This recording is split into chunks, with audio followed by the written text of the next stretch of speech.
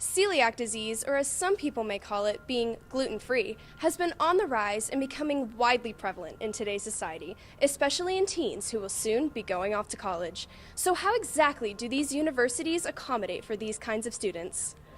It depends on where you go as far as finding gluten-free options in college.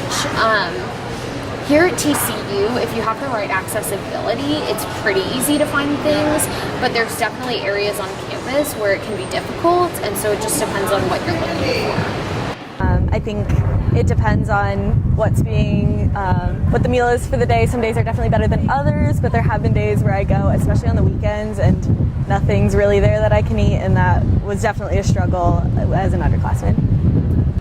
It's a difficult allergy to avoid. I'm very pleased with the Magnolia Station in the King Family Commons building. That is a place where the 7 of the 8 most common food allergies are avoided completely. And gluten, wheat is one of those ingredients. TCU made the great decision to help students with allergies by creating Magnolia 07, and that's been a great dining hall that they always offer allergen-friendly foods for all allergen-free people.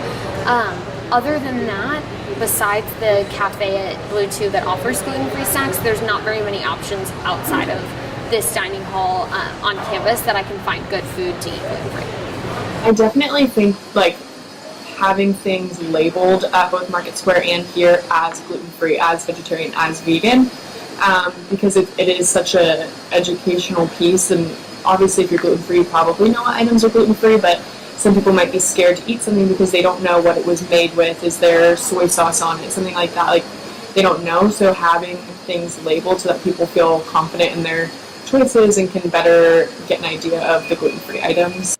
I think just by creating entire areas on TCU that are, pretty much like the peanut-based free areas that you see in some places in our society, where they use completely different pots and pans. That the workers are trained in how to prepare foods that are gluten-free, because just the smallest thing can contaminate the food. I think they could work a lot on their transparency. A lot of times the food they have is okay, but they don't advertise what's in it or how it's made, which is really difficult. So if they could be more transparent with the whole process, that would be a lot easier. I definitely believe there's always room for improvement as far as gluten-free options. I think it's not well understood yet how these allergies are all connected, and because there's so many allergies out there in the world, and there's so many common allergies that are in pretty much everything, it can be difficult to find options that colleges are willing to do.